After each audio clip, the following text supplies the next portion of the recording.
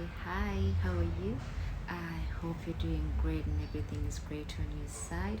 Happy New Year and happy 2024. I hope you had wonderful holiday period with your family, with your loved ones, and everything was great.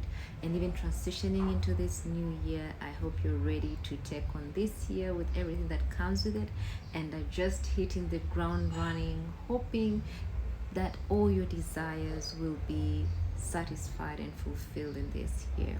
Welcome back to my YouTube channel. I'm Joanne Lydia Mbeyu. Welcome back. It has been a long while, but thank you so much for being here, and I hope that this new year we'll learn together as we grow and develop to become better versions of ourselves. So um, welcome. So today I'd want to tackle this topic on titled In Your Twenties.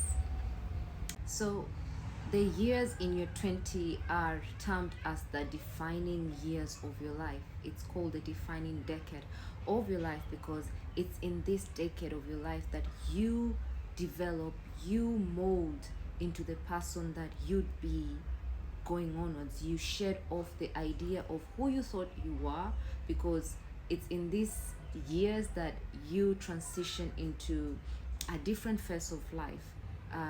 Basically, prior to your 20s, maybe you were living under the roof of your parents, your guardians. So now you're transitioning to now experience life on your own. So it shapes you, it transforms you, it molds you into the person that you'd be going forward. You carry habits, attitudes, behaviors that shape you into a different person from who you are, and some of these habits stick. So I'd love to share with you the lessons that I learned in my 20s. Hopefully that they'll help someone in their 20s right now, or maybe yet to turn 20s, that is in their teenagehood. So I hope this will help. The first thing that I learned while going through my 20s was to establish a relationship with God. And this was to let God become very real to me and make him the central part of my life. Um, One thing that I've come to learn, and I'm continue learning, is that God has the blueprint, or rather the roadmap of your life. He has a very unique purpose for everyone. The purpose that is for me is just custom made just for me, and the purpose that is for you is tailor made for you.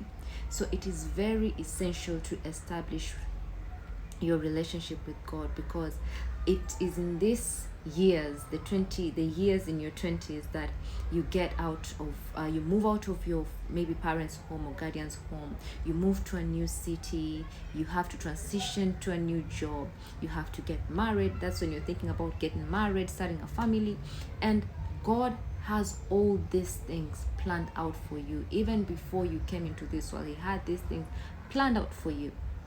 And establishing that relationship with God and getting to know the will that God has for you through prayers will help you to be in the right place at the right time. In that, you might have a group of friends, and they're all saying that we are all moving to this different city, and you want to do the same thing, but God tells you, no, my plan for you is not for you to move out of this city. For you, it's to remain. And you get to know this when you align yourself with God. So it is very essential to establish that relationship and making God become the central part of your life, so that you can get to know the will and purpose that God has for you. And aligning yourself with God and his plans for you will save you lots of troubles, trust you me. Even the friends that you have, the person you want to date, the person you want to get married to, God has it all figured out for you, and you just need to ask him and just seek his will. When you do so, it will save you lots of heartaches, it will save you a lot of pain, it will save you wasting your time being in the wrong relationships, wrong associations. So it is very essential for you to have that relationship with God, for him to help you maneuver your years as you go through your 20s. The next bit of establishing a relationship with God is that God is an ever-present help in life. It is a reality that as we maneuver, as we go through life, and even as you maneuver your years in your 20s, you'll come to difficult times. And in these times, some of the times your friends, even your own family can't help you get out of them. And God himself says that he's an ever-present help for us in times of need.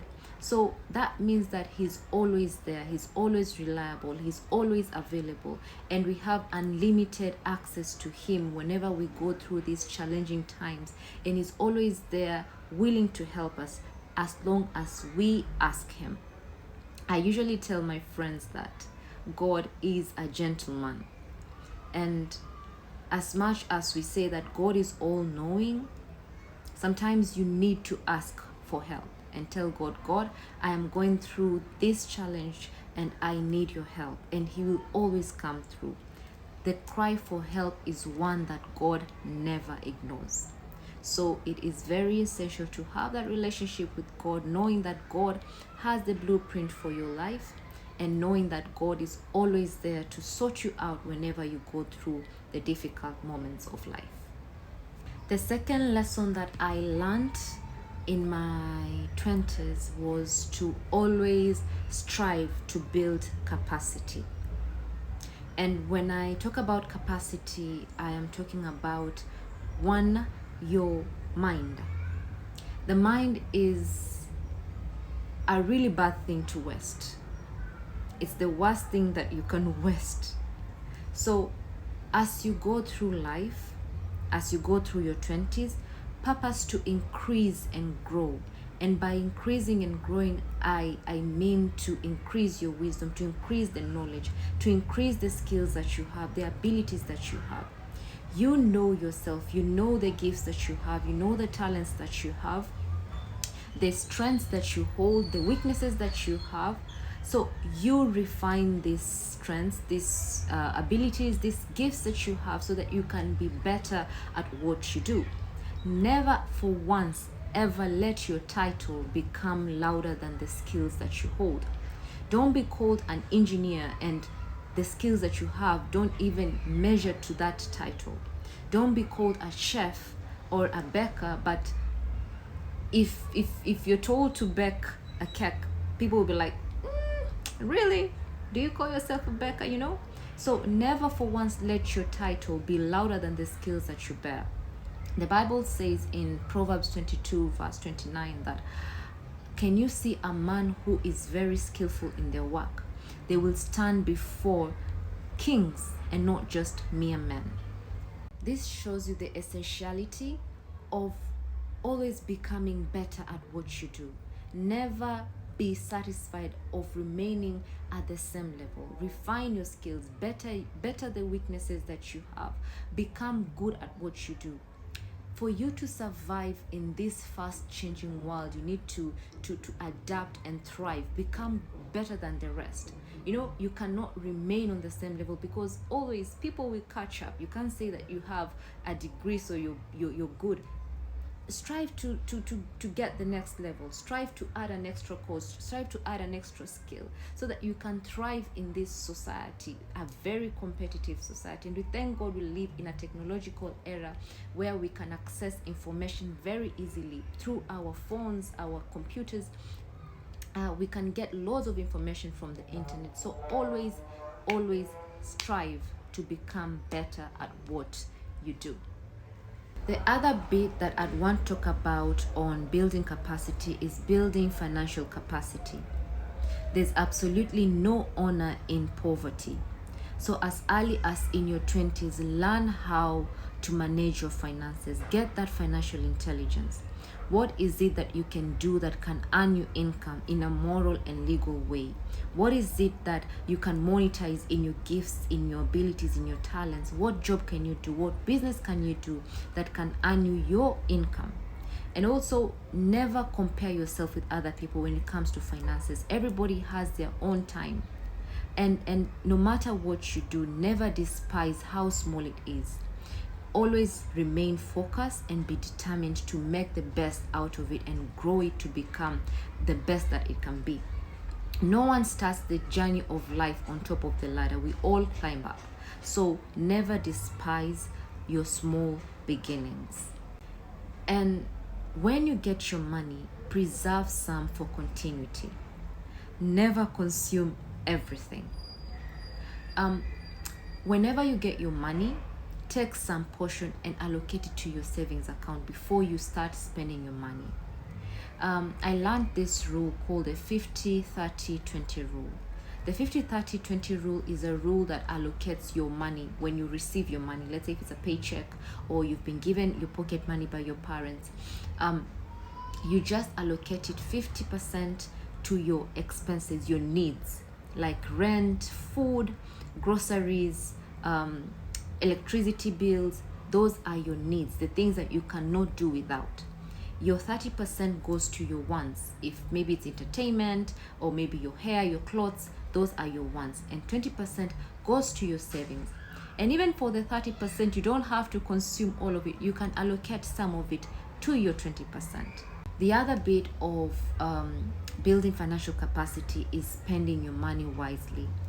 Never spend with the desire to impress anyone, or spend because you want to be associated with a particular group of people or to be termed that you're in this status or this level of life. Never do that. Also, when it comes to spending, it's not everything that you need you get.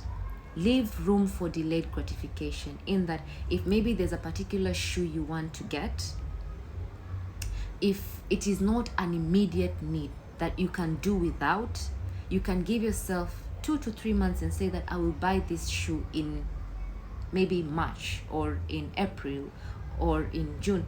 That delayed gratification, you might even realize later on that you don't really need that shoe, so it will save you money. So there are 3 M's that I learned when it comes to money is that I'll share with you. So the first M is make money. In your 20s, learn how to make money. The second M is learn how to manage your money. That is the bit of allocating your money wisely, the 50-30-20 rule. And the third bit is multiply the money.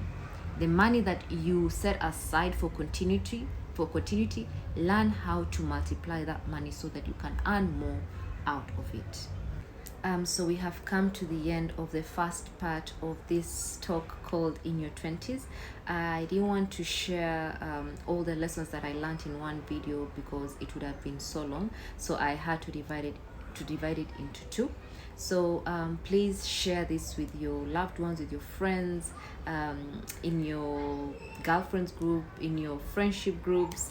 Share it with everybody so that we may all benefit and grow out of these lessons and be refined to become better versions of ourselves. So hopefully we'll see you soon. Watch out for the next part of this talk called In Your 20s. So bye bye till next time.